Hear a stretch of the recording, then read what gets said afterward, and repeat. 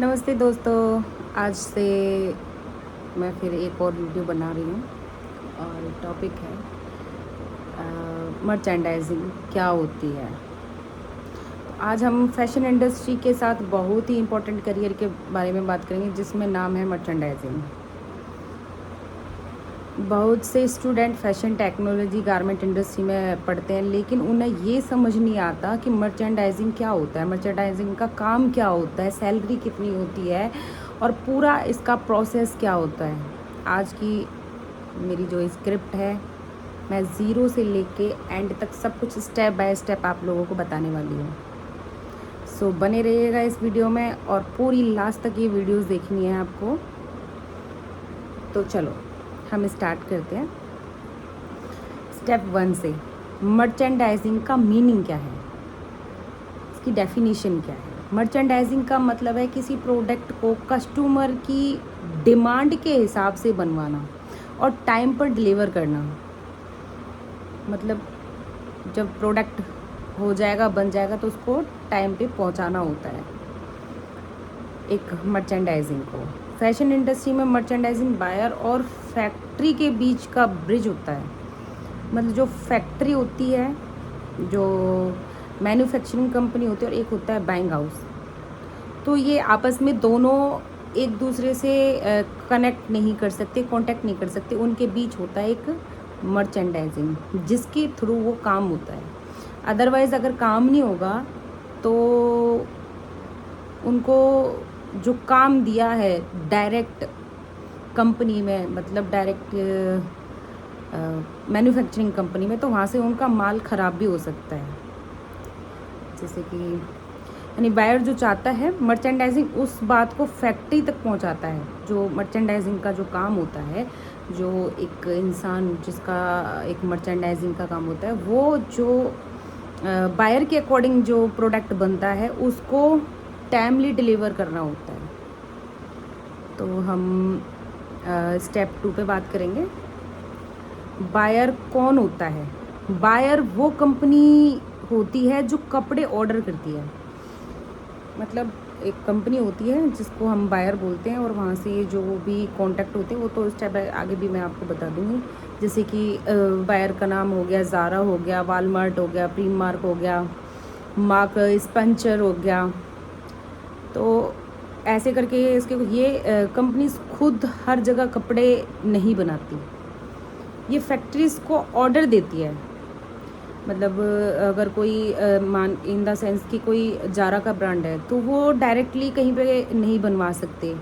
जैसे मर्चेंट होता है, जैसे किसी फ्लैट को लेने के लिए ब्रोकर की हेल्प ली जाती है, तो ऐसे ही मर्चेंडाइजिंग हेल्पर होता है जो एक हमारी पोस्ट होती है। तो हम तीसरे फैक्ट पर आते हैं, फैक्ट्री का रोल क्या होता है। आप थोड़ा ध्यान से सुनना। फैक्ट्री बायर का ऑर्डर लेती है, जैसे कि फैब्रिक आता है, कटिंग होती है, स्टिचिंग होती है, चेकिंग होती है, पैकिंग होती है, फिर शिपमेंट बायर को भेज दी जाती है। जो एक रोल होता है फैक्ट्री का, जो मैन्युफैक्चरिंग कंपनी जो होती है उसका एक रोल होता है ये, जहाँ पे ये प्रोसेस किया जाता है। अब नेक्स्ट आते हैं मर्चेंडाइजिंग का एंट्री। तो बायर और फैक्ट्री के बीच सबसे इम्पोर्टेंट इंसान मर्चेंडाइजिंग ही होता है, मर्चेंडाइजर ही होता है। उसका काम है बायर से बात करना, फैक्ट्री से बात करना, प्रोडक्शन देखना, क्वालिटी चेक करना, डिलीवर टाइम पे मेंटेन करना। अगर मर्चेंडाइजिंग आपको काम अच्छे से करके करे तो ऑर्डर टाइम पर कंप्लीट होता है, तो दोबारा भी उसी कंपनी से वापस आने के चांसेस होते हैं काम। ये तो है नहीं कि वो दोबारा वहाँ से एक ही बार काम कराएगा फिर उसके बाद नहीं। अगर आप अच्छी क्वालिटी में, अच्छी स्टिचिंग के साथ में या अच्छे टाइम पे डिलीवर करवाओगे तो वहाँ से दोबारा भी आपके लिए ऑर्डर आएंगे अदर चीज़ों के लिए, यानी कि अदर गारमेंट्स के लिए, अदर सैम्पल्स के साथ में। ऑर्डर कैसे आता है? बायर फैक्ट्री का जो ईमेल भेजता है, मतलब ऐसा नहीं है कि वो डायरेक्ट पहले जाके मिलते हैं, नहीं, वो मेल करते हैं, ईमेल करते हैं। उसमें लिखा होता है गारमेंट का design, fabric, colour, size, quantity, delivery date, packaging instructions. शायद हम उसे टेक फाइल भी बोलते हैं। टेक फाइल में इन सब चीज़ों के बारे में लिखा हुआ होता है।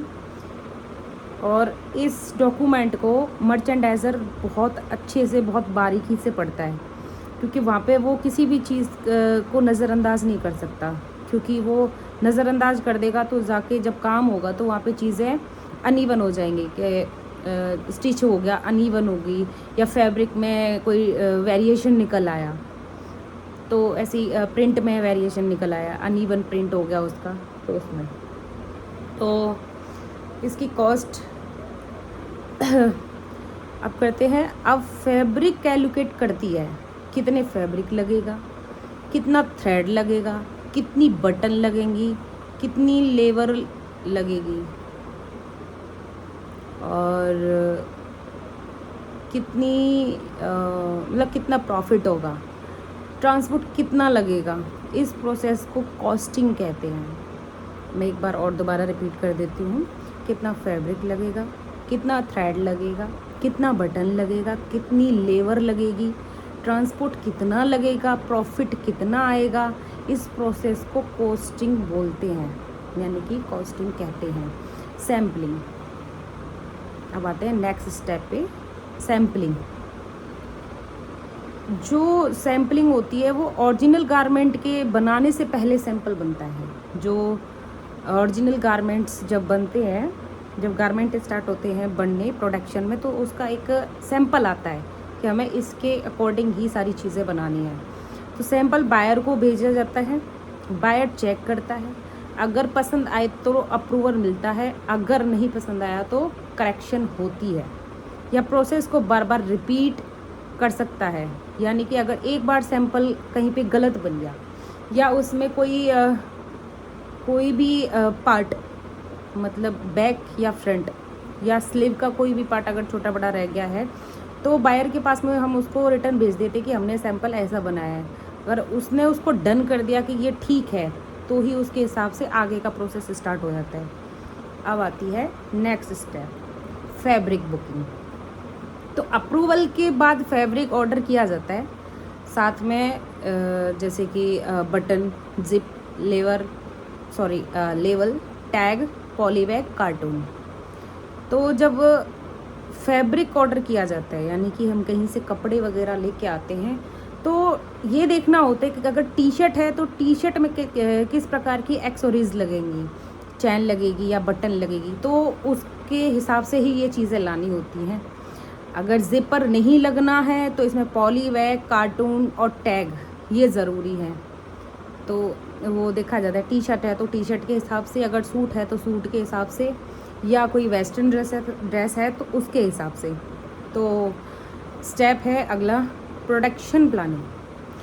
प्रोडक्शन प्लानिंग वो होती है जब प्रोडक्शन में काम चलता है, तो उससे पहले एक मीटिंग होती है जहाँ पे हमारी कंपनी के जितने भी मैनेजर हो गए, या मर्चेंडाइज़र हो गया, या प्रोडक्शन का मैनेजर हो गया, तो जो जिनकी जो वहाँ पे रिस्पॉन्सिबिलिटी होती है, तो वहाँ पे वो एक मीटिंग रखते हैं कि वो हर चीज़ को वेरीफाई करने के लिए कि ऐसे नहीं ऐसे चीज़ें होंगी, लेबर इतने टाइम तक इतना काम करेगी, उनका लंच, उनका खाना, उनका पीना, उनका काम करना, और वो हर चीज़ की प्लानिंग करते हैं कि प्रोडक्शन में जब काम स्टार्ट होगा तो उसके बाद में किन किन चीज़ों पे ध्यान देना होगा, किन किन चीज़ों पे ध्यान नहीं देना होगा। एंड अलग स्टेप पे आते हैं, कटिंग पे। सबसे पहले फैब्रिक स्प्राइड होती है। स्प्राइड मतलब उसको सीधा बिछाया जाता है, मार्कर लगाते हैं, मशीन से कटिंग होती है, सारे गारमेंट्स पार्ट अलग हो जाते हैं।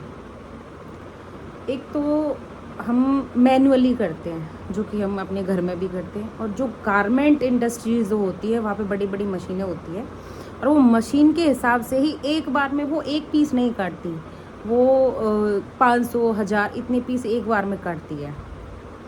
तो ध्यान देने वाली चीज़ यहाँ पे ये होती है कि उसकी अच्छे से मेज़रमेंट हुआ है कि नहीं हुआ, ये सबसे मेन इम्पॉर्टेंट चीज़ होती है। तो स्टिचिंग, नेक्स्ट स्टेप स्टिचिंग।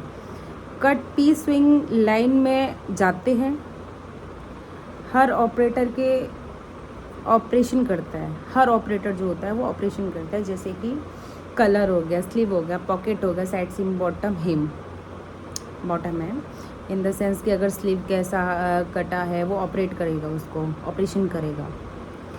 सब ऑपरेटर कंप्लीट होने के बाद में गारमेंट रेडी हो जाता है, मतलब पॉकेट सही से लगा है कि नहीं लगा है, स्लीव सही से लगा है कि नहीं लगाया है, साइड सीम अच्छी आ रही है कि नहीं आ रही है, कि स्टिचिंग ख़राब तो नहीं है।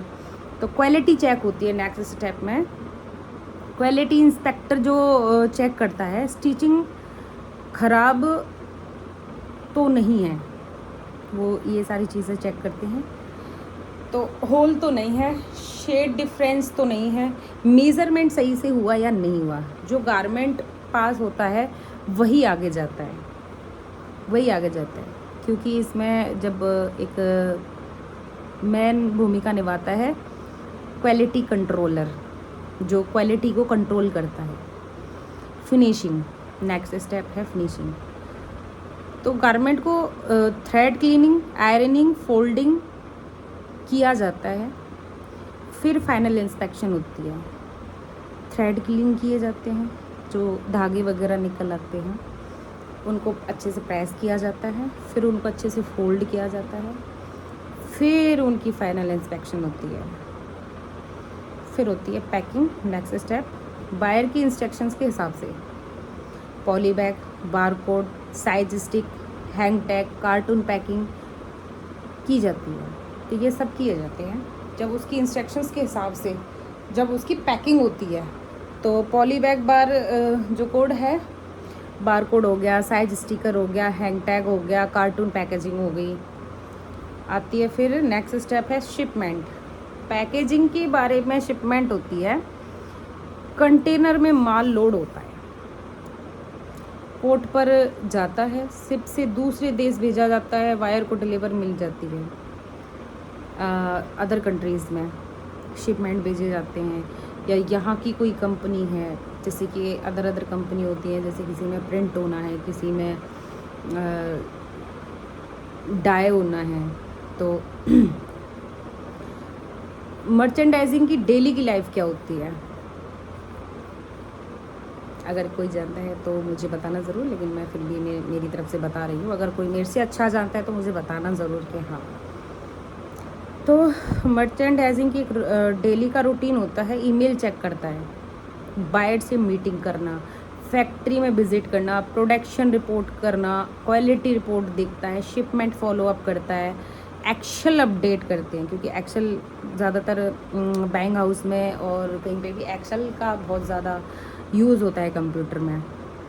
और मर्चेंडाइज़र को क्या क्या आना चाहिए, इंग्लिश कम्युनिकेशन अच्छी होनी चाहिए, ईमेल राइटिंग अच्छी होनी चाहिए, एक्सेल आना चाहिए, फैब्रिक नॉलेज होनी चाहिए, गारमेंट कंस्ट्रक्शंस होना चाहिए, टाइम मैनेजमेंट होना चाहिए, प्रॉब्लम सॉल्विंग, मतलब प्रॉब्लम को, कोई भी प्रॉब्लम आ रही है तो उसका सिर्फ सॉल्यूशन होना चाहिए, ना नहीं होना चाहिए, नेगोशिएशन स्किल्स होने चाहिए। और इसकी सैलरी होती है लगभग 18 से 35 हज़ार स्टार्टिंग में प्रति महीना मिलती है। एक्सपीरियंस के हिसाब से शायद 50,000 या 1 लाख, उससे भी ज़्यादा हो सकती है। एक्सपीरियंस अगर आपको अच्छा है, अच्छा आपका इंग्लिश कम्युनिकेशन है, तो उसके हिसाब से। करियर ग्रोथ के लिए क्या करना चाहिए, ट्रेन मर्चेंडाइज़र होना चाहिए, जूनियर मर्चेंडाइज़र होना चाहिए, सीनियर मर्चेंडाइज़र होना चाहिए, और मर्चेंडाइजिंग मैनेजर होना चाहिए, जनरल मैनेजर होना चाहिए। अगर आप फैशन टेक्नोलॉजी या गारमेंट इंडस्ट्री में करियर बनाना चाहते हैं तो मर्चेंडाइजिंग से बहुत अच्छा ओपिनियन है। इसमें प्लानिंग, कम्युनिकेशंस, फैक्ट्रीज़ में बात करना या बायर से बात करना, कोऑर्डिनेट करना, फील्ड में आगे बढ़ना। अगर आप ऐसा कुछ अगर मेरे से पूछना चाहते हो तो मैं आगे भी इस पर एक और वीडियो बनाऊंगी, तो मैं जल्द ही आपके लिए वीडियो ज़रूर लेके आऊँगी। और लाइक करो, कमेंट करो, किसी को भी कोई डाउट है या कुछ मेरे से बात करनी है तो प्लीज़ मुझे बताना ज़रूर। Okay, bye.